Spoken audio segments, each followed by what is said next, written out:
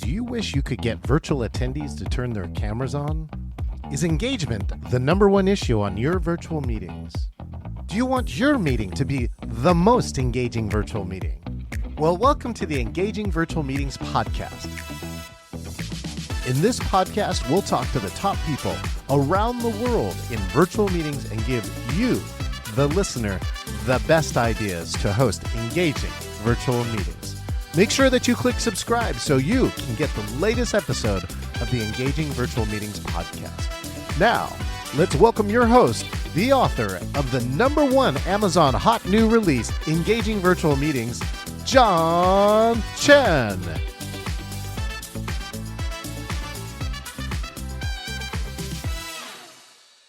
Good morning. At least it's morning here in the United States, but my guest is international. Very excited here that in Seattle, we are in a 10-day plus not rainy streak, which is like the equivalent of sunshine here. So we are enjoying all the things that are outdoors. This guest was brought to me, of course, by my good friend Jimbo Clark. And my good friends also in Amsterdam, Miriam Hadness. Apparently, we made all our connections through a community called Never Done Before. If you've ever seen my program called Seeds of Virtual Facilitation, that program was created out of the inspiration of a program known as Never Done Before, where every single presenter presents something that they have never presented live before. This person, she is a designer of digital products and joyful visual experiences. I'm excited too because I've heard that she is a Miro expert. Let's bring in the one and only Lucie Agolini. Hi, Lucie. Hi, John. Thank you so much for having me. That was a great introduction with a lot of energy. I loved it. You're welcome. I actually teach an MC school, and I tell people, here's the easiest rule that I have. 3 facts and say their name last. That sounds simple, but right? Listen, it'll sound different here, but I'll move you back off stage here and just watch how the difference is, yes. Right? We're going to kill some energy for half a second, right? This is Lucie Agolini, like I got your name wrong, right? Her mission is to design premium visual experiences that ease expectations, pack a whole lot of joy, and inspire others. Let's welcome Lucie. Rewind. Over. Okay, here, let's bring you into like high style, right? This is really high style. I feel like now this is kind of like also I've taken some, we were talking about sports where she's not really a sports fan, but if you took inspiration from sports, it'd be something like this. She's the designer of digital products, joyful visual experiences. Let's welcome Lucie Agolini. Yes. And then that's when like the audience cam pans in over to the person in the audience and they're there looking up at the big screen, and then they realize the big screen's looking at them. And thank you so much. Yes, excellent introduction. You have to walk off. You have to walk on stage, right? You have to like get out of your camera and then walk on, right? So it's funny, right? So, Lucie, I think you're a purveyor of energy in some ways too. And again, I made some compliments pre-show. Look, you got to everyone take a moment here. I got to spotlight this. Look at this piece of art, and I think it represents a lot. I know she has a journey around this, so I'll ask her a little bit about it. But we'll start with the first one here, Lucie, and that's this, which is, for my friends who don't know you yet, who are you and what do you do? Well, so I am Lucie Agolini, making the initial mistake already by saying my name first before my 3 facts, but I am a visual designer. By trade, it was that for many years I worked in website design, app design, product design, and I loved it. I love design. I like making beautiful things that work well. But in the pandemic, as happened for all of us, some pivots happened in my life. And that was mostly seeing the emergence of tools like Miro and Mural and other online collaboration tools that we can use to actually come together when we're not in the same room.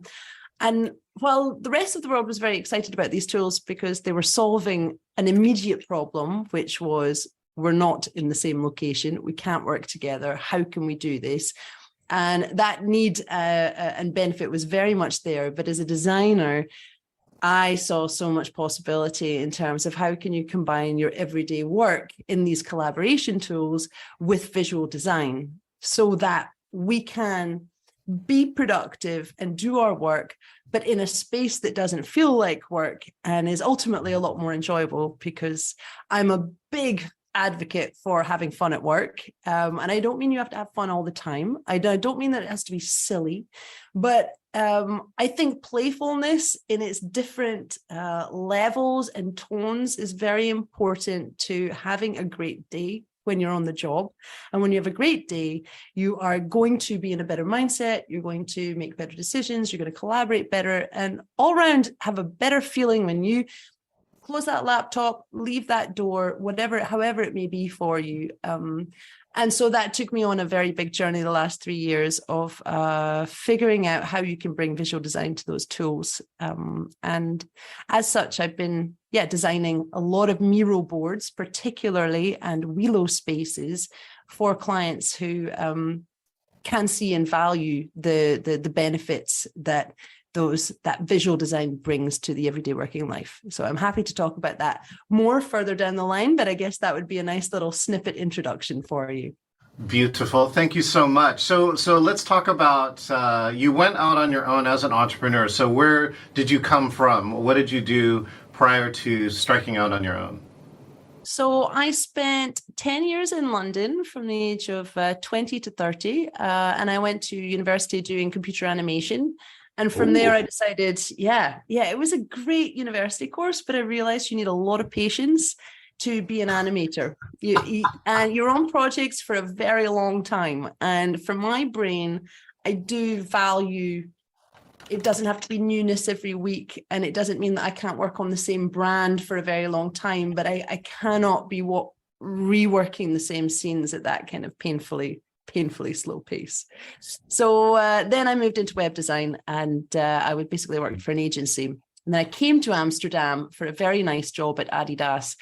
But ultimately, a few years later, I decided I was going to go on my own. And then I went freelance. So I think that was 6.5 years ago.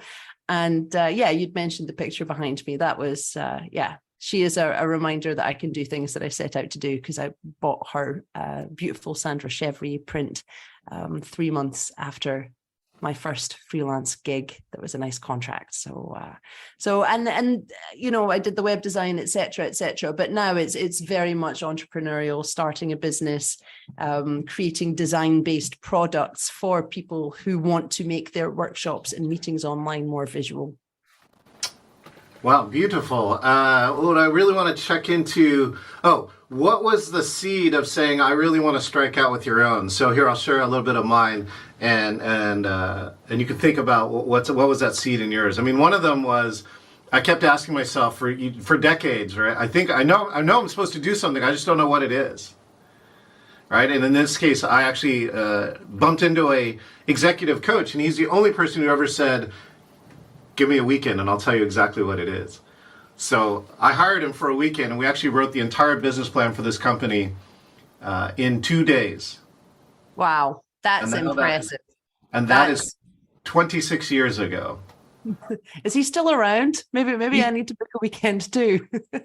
He's still around. And right. But so I'm just curious. I feel like most entrepreneurs get what I call the calling, which is that you feel like you get pulled or drawn towards something, especially if you're already in a safe or okay-ish environment, but something calls you that says there's something more, right? Well, thank you for sharing your experience, because and also for just the idea, because I never really thought about it like that we do have a calling, and it's really nice to be asked that question, because I haven't asked it to myself before. And I didn't really ask what the calling was, because there was two callings. There was when I first went freelance, but continued to work in websites. And then there was the calling to be an entrepreneur and set up some digital products. So I think I will focus on the second one, because the first one was just essentially, but those freelancers get paid double what I'm on, and they don't have to deal with the politics, and they get to leave at 5 p.m. Meanwhile, I'm sitting here at 8 p.m. and I'm working on PowerPoints and not designs. So that was very much why I went freelance in the first place. It's not that I never asked myself the question, but I have reflected on how I got here, which is I I feel very lucky that after working many jobs that I did not enjoy, and would sometimes be to the point where you're just not looking forward to getting up in the morning and going to that place, that I'd finally found this like recipe of ingredients through these online collaboration tools, and also through the pandemic, and having space to play with them and do it in a very creative, no pressure, exploratory way. So I found myself creating things just on a whim.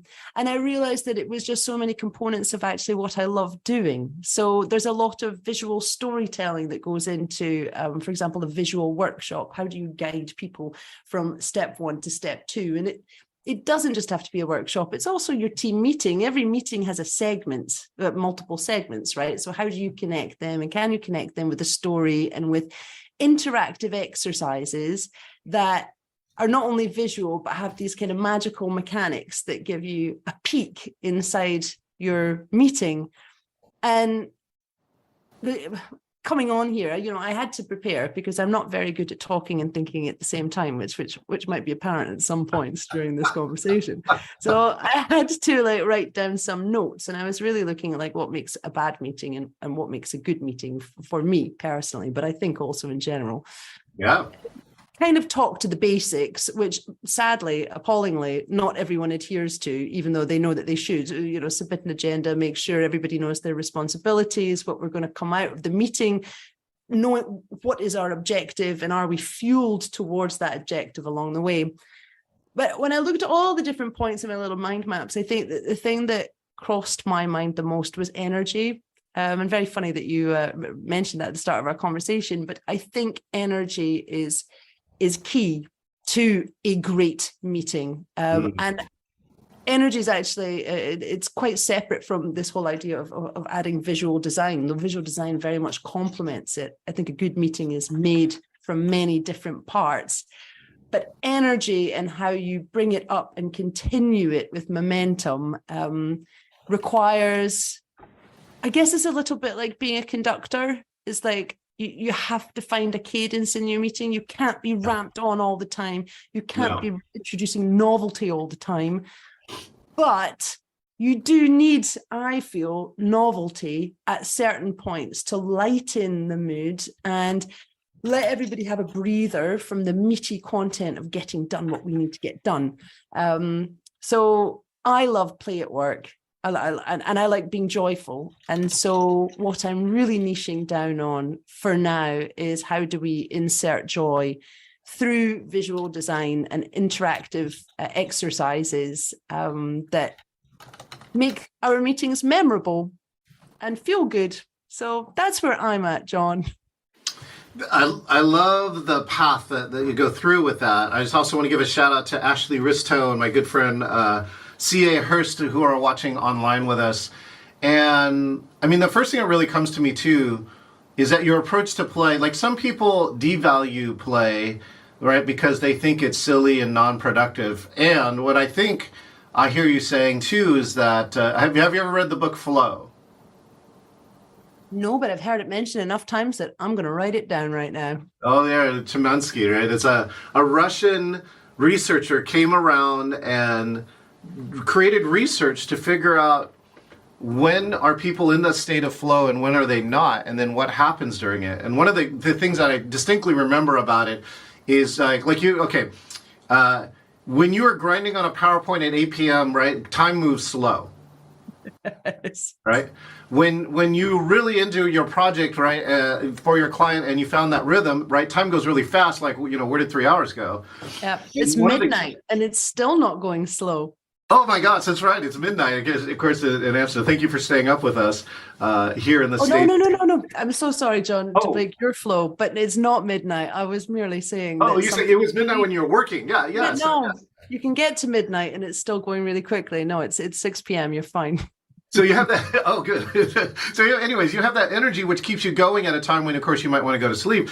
One of the key parts of aspects of flow is where both of those occur, where it feels like it went by in a flash, and when you think back on the experience, it actually felt like it feels more like a couple days as opposed to just a few minutes or a few hours. And so it has one of those really, really unique aspects. And of course, I've been studying play for years. My original company was called Playtime Incorporated, that tried to have that juxtaposition of this is something fun and this is something that's valuable to a business.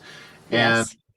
I mean, I know it's sad that most businesses don't get it. Like we feel like we got to hide behind, the act of doing something, as opposed to can we really enjoy this process of creating? And so, where did your sense of visual come from? Did you get inklings of it when you were younger? Right? Did you draw a lot? I'm just curious if like how it came out for you.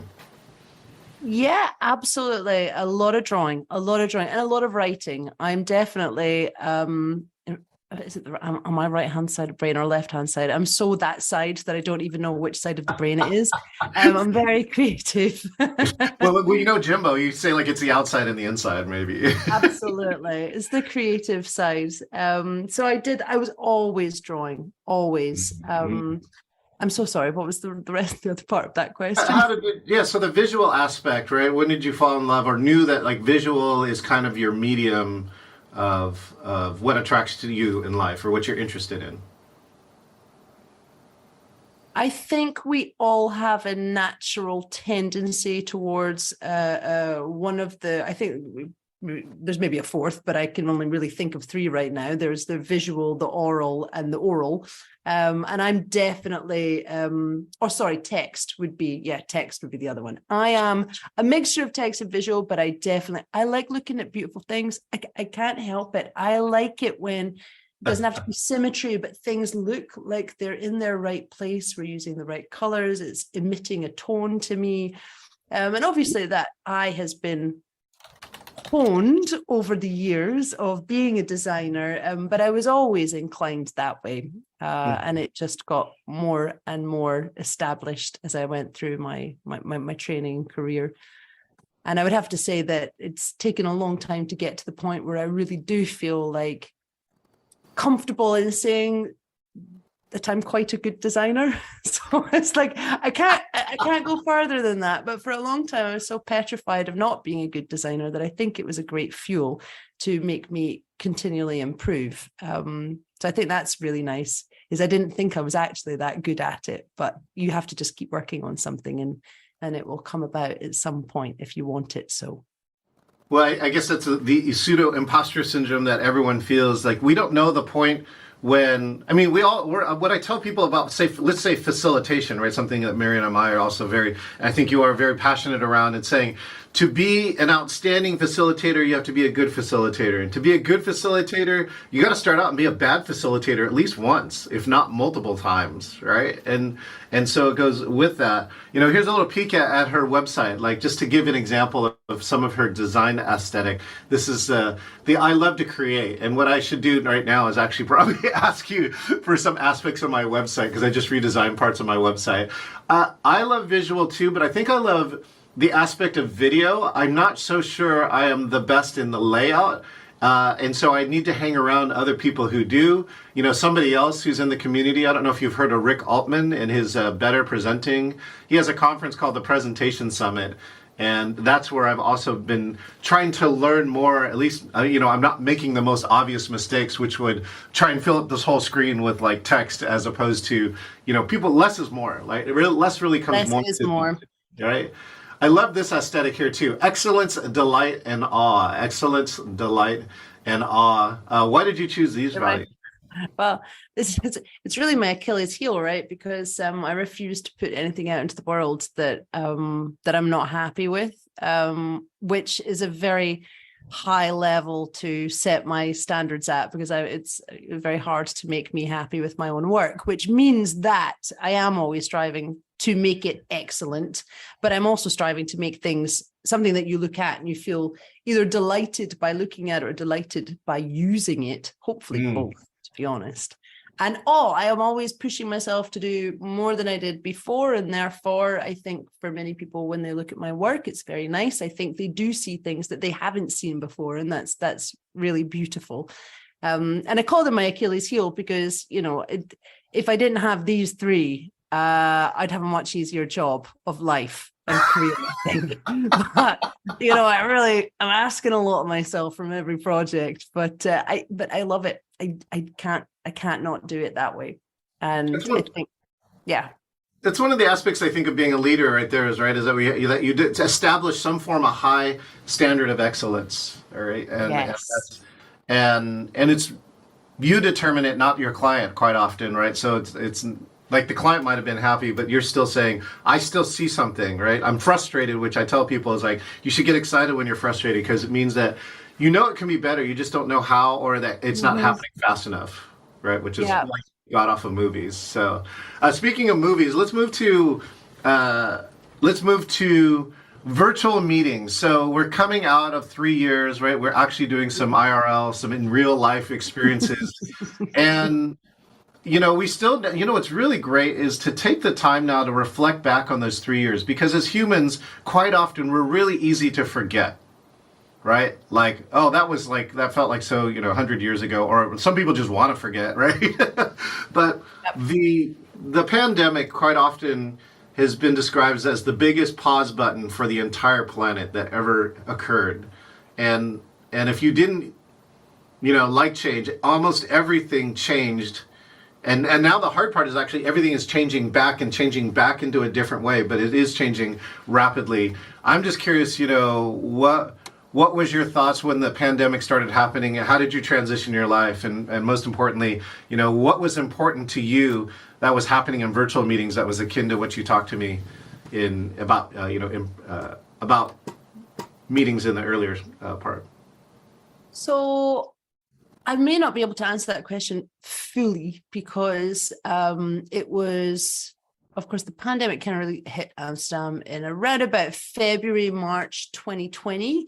And by, I think it was the end of April, I'd already actually resigned from the long-term contract I had. So I already knew I was leaving. And unbeknownst to many people and possibly even myself at the time, I was completely burnt out from probably working in a position that I had stayed a little bit too long in that wasn't giving me joy.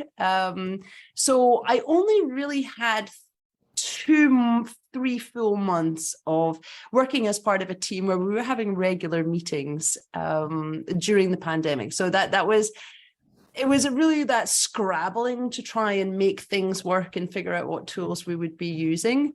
And I would certainly say that we did the best with the tools we had at the time, but it wasn't a very great job. And it's been really beautiful actually through the last couple of years, because now I no longer actually work full time with teams. So I kind of dip into teams and out as I work on projects with them, but it does feel like everybody's got a lot more of a handle on it. And this idea that, okay, so some people have kept it, you're welcome to be a remote worker. Some people have mandated certain numbers of days that you have to come into the office, but invariably there is always somebody coming into the meeting on a computer, right? It's really not often that we have real full IRL meetings, is it? So that needs to make sure those virtual meetings go well for everybody involved is really paramount to keeping the wheels turning.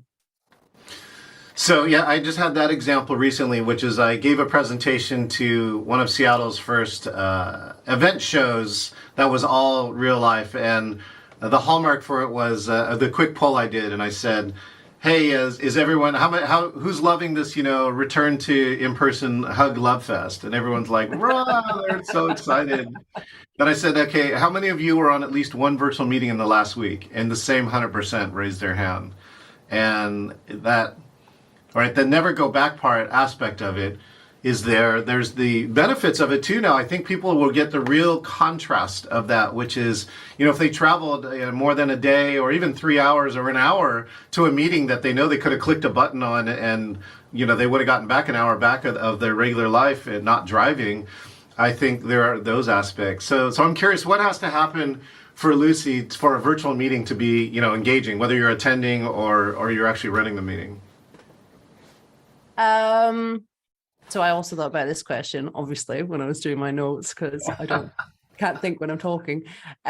You know what? I really have to boil it down to I don't know if facilitation is probably the word, but it's not just the facilitation of the conversation. It's like, it is the sum of all of its parts, but if you boiled it down to the core, it would be, how do you handle the meeting, all of the people in it, and making sure that we continue working in an actionable flow that has momentum, but also isn't too bang, bang, bang, bang. And outside of that, like really to keep it engaging for me,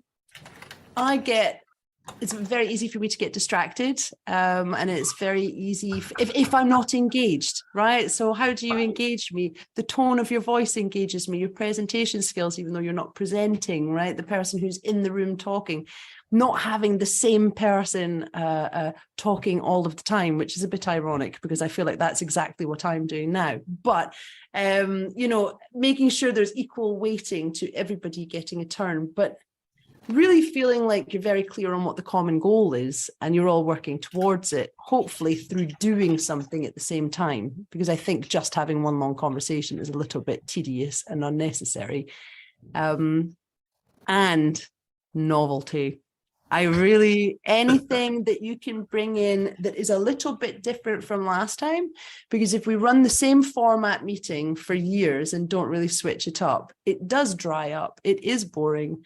And if everybody is dialing in with their looking at their flat rectangles on their desk, and they've been doing that all day, and they actually didn't give themselves a break before they came to the meeting, and then we run the same format again, there's so much more that could be done with that. And I was thinking about it and thinking, is it not a case of, anytime we hear somebody talking about a fun activity, just something that can liven the mood, like somebody said to me the other day, what they do on breaks when it's a virtual meeting is they get everybody to run to their fridge, take a photograph of their fridge, and then open, obviously, and then drop an anonymous photograph of fridges over the Miro board. And then everybody has like a little guessing game when they come back from the break to guess whose fridge it was. It is super simple exercise, but something that just adds a bit of levity to the meeting through doing, I think is very nice.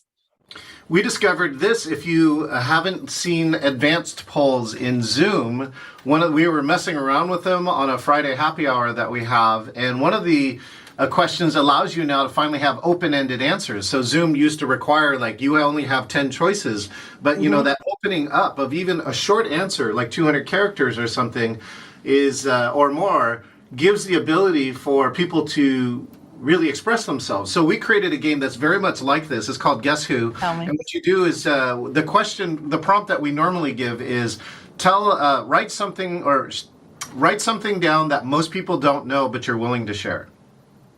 It's good framing. Right? Yeah, because you have to be willing to share it. You're going to have to own up. Yeah. And so people do that, and then what happened then is that you get a list, and you can click a button, and you'll get a list that is like an anonymous list, just like this one. Yep. And then if you go through and you say, let's go through these, and now everyone guess who. And what I found out of that is that the process of guessing also reveals something about you and your character, because people go like something might be like bungee jumping, and I'll be like, oh, I've done that, but I've never, I did not write that in here, so that one's not mine. So you learn something about your personal brand, because people, look at something and then they peg you for it, and if it's not you, you're like, why did they put that on me, right? Really nice. It's like the inverse of guessing others. It's what are they guessing about you? I love that. I've never thought about it that way before. So it's very short, but it turns out to be, I thought it was a really powerful networking piece, and then in the end, you learned one fact about every single person you didn't know about. And then your expansiveness, your knowing of that person goes up. And so I love how you talk about the flow of a meeting, because I do agree with that. This is where facilitation to me, I think, is so important. I think that's why a meeting needs to have a leader or someone of like an MC or a host, whatever you want to call it. But that person is watching what's going on, feeling the energy through, and making sure the planning part, like again, not all of us can freeform on demand, is that you can architect or create high notes and low notes, and all these need to be I think you can really take a meeting, right, from a high energy point to a quiet, reflective point and back. And I think that's some of the aspects that people would perceive in a meeting, saying this was positive for me. And I think it's positive because one is that you hit different styles and you hit different energy, and something's going to resonate with somebody at some time, as opposed to if you just have the monotone, right? Yeah. Only the person who loves monotone is going to be happy, and that's actually that very thin band, right? There's 99% of the other people that don't get it. Well, and it reminds me as well of I heard Miriam Hadness talking about it recently, how, a lot of project managers, project leads, scrum masters, and also people like properly in the leadership team, they don't consider themselves as facilitators, but that what they do every single day is facilitation, which is why she's releasing a facilitation training, I think, specifically towards stakeholder management and like project managers. And I think it is so important because we cannot leave it to the people who do acknowledge that they're a facilitator and have been formally trained in how best to host and commandeer a meeting without a hierarchy, but having a driver, right? So I think hierarchies are also really important because, if you have the wrong tone in a meeting, you're not going to get the full participation. So you need to make sure that, yes, there's a decision maker if one needs to be there, but that also everybody, introverts included, are encouraged in some way to be able to participate.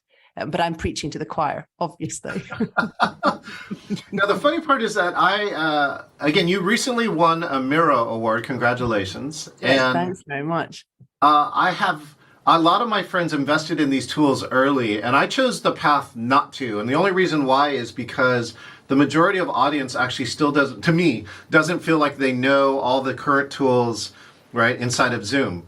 And Miro definitely filled a gap, right? But until they came out with their whiteboard, and even still, right, they did not have this capability, and so that led a lot of people to move to another tool because they were frustrated. I get they were frustrated, or they didn't want to do what they want to do. What was the thing that really attracted you to Miro, and what's kind of like one of your Miro design principles? For me, Miro you couldn't think about. It's a huge question.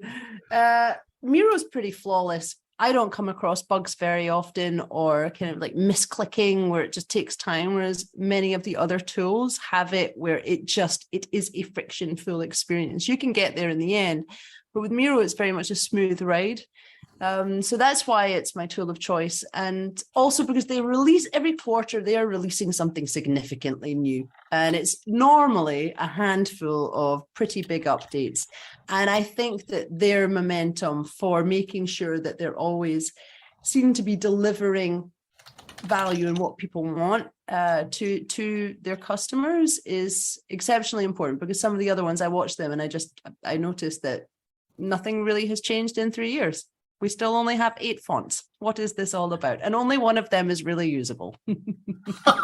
So it's perhaps a little bit facetious, but Miro is a fantastic tool that listens to their audience. So I'm very happy to be part of that. That I'm in that camp. And your other tool was Miro Best Practice. There is no one. There is no best practice. I think it's fundamentals of making sure your content is legible and at least feels like it's organized in a way that is easy to digest. Otherwise, nobody wants to jump onto your board. So teach yourself like a couple of different principles, and there's enough free information out there on how to make a board look decent. That's what templates, I think, are there for. Yeah. I appreciate what you said about Miro, right? I may need to take a closer look at it, especially at this stage. And one of the things, I mean, that's where Zoom really came in, is that I felt like Zoom has been still continuing to release significant updates despite, everything else. And some, they have declining stock share. They've got all these other things or these factors, some of the world dropped off. But, and again, my friends at Microsoft at Teams are still racing to catch up. But in 2015, I based off of my friend's research. They had a university that looked at every video platform in 2015, and out of all the factors, they chose Zoom. And I just said, "Oh, great! I'm just going to use that research and pick a platform." And I feel lucky because I gambled and I got the right one. Well, you Right. did. They did some good research. I have a quick question. How is the Zoom whiteboard feature? Because I'm not on Zoom doing collaboration because I'm normally in Miro doing the collaboration. Do you have experience with it?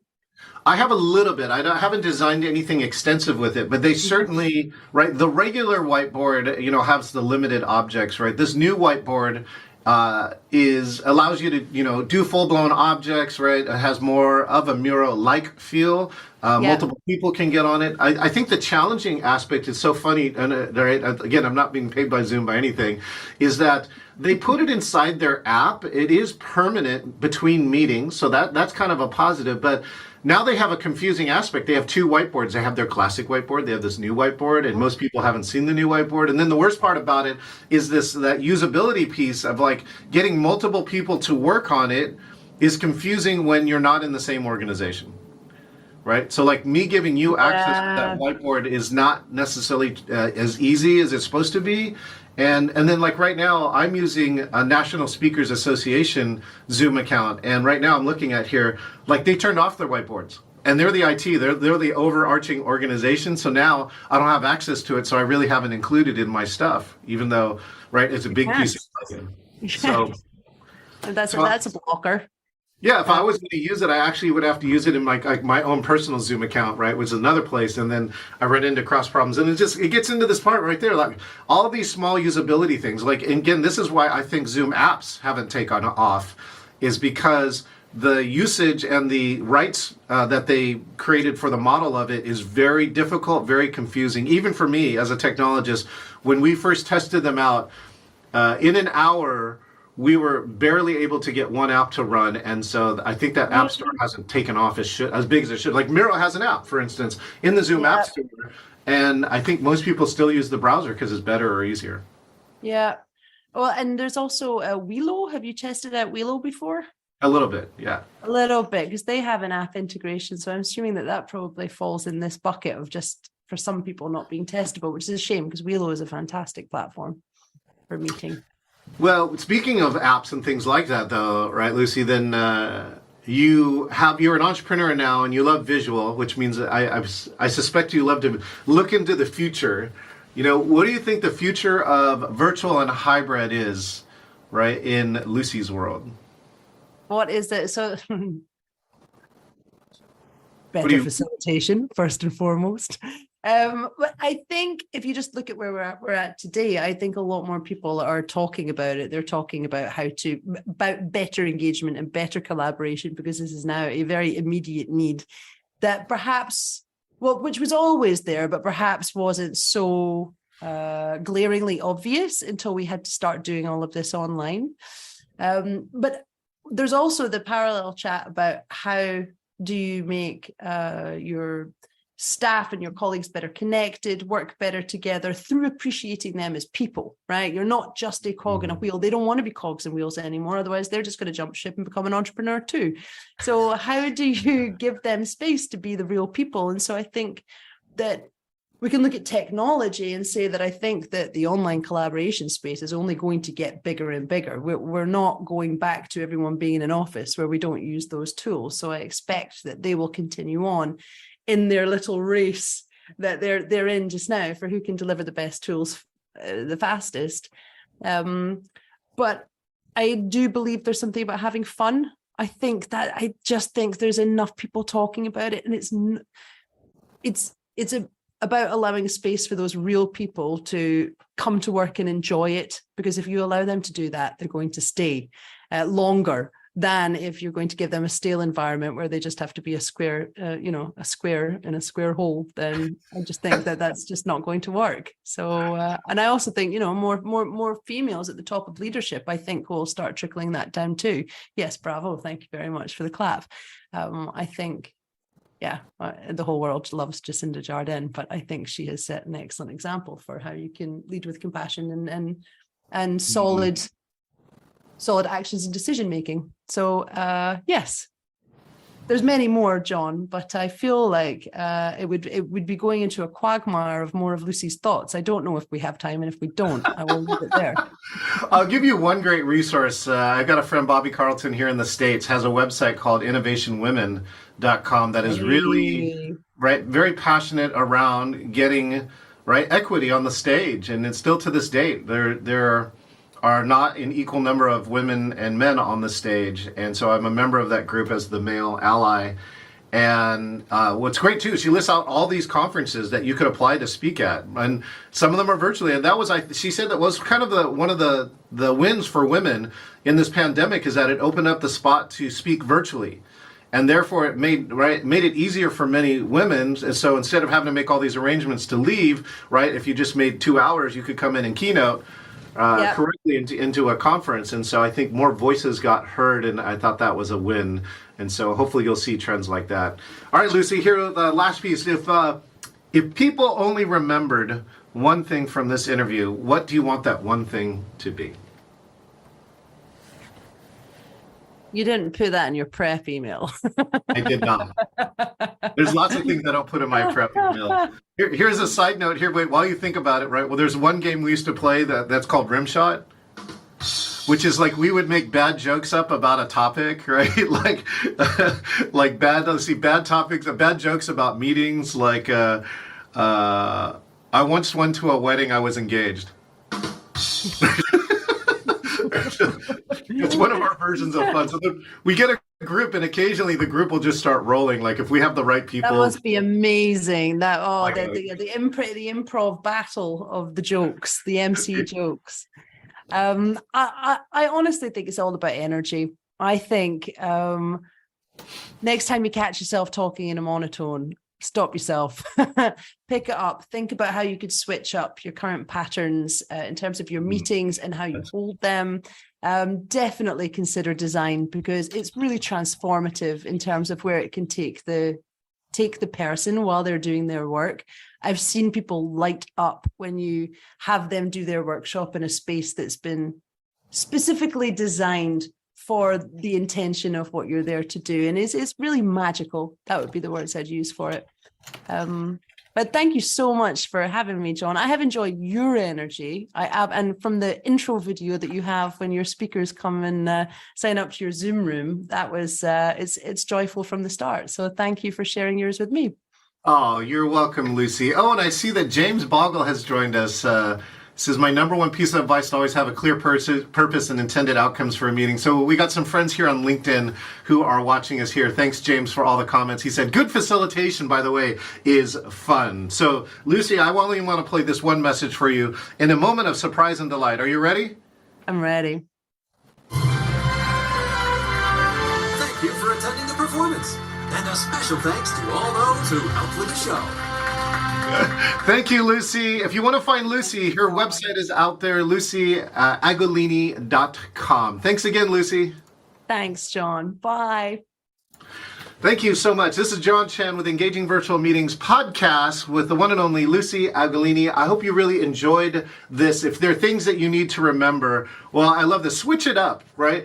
If you're talking like this the whole time, think about how to vary your tone. That's like one simple thing I heard her say that you can do. The next thing is think about novelty or fun. Change something up in your next meeting, especially if you're one doing it the same. And the last part is think about that flow. Are you creating energy and flow? Are there high notes and low notes and different kind of notes inside of your virtual meetings and your facilitation? If there's not, listen to Lucy and check out her website and get some ideas.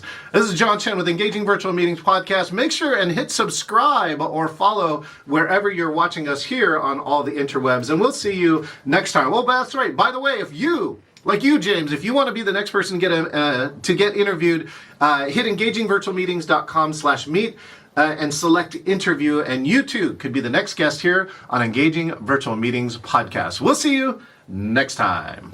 This is John Chen, the author of the Amazon #1 hot new release, Engaging Virtual Meetings.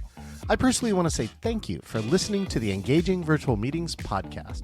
It is my passion to help you eliminate bad virtual meetings.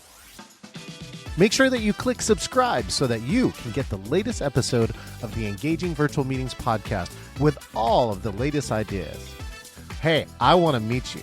If you want to talk about a virtual meeting challenge, or if you want to be the next guest on the Engaging Virtual Meetings podcast, just go to engagingvirtualmeetings.com/meet. That's engagingvirtualmeetings.com/meet, MEET, and find your best time to meet up. Thank you, and I look forward to engaging with you online.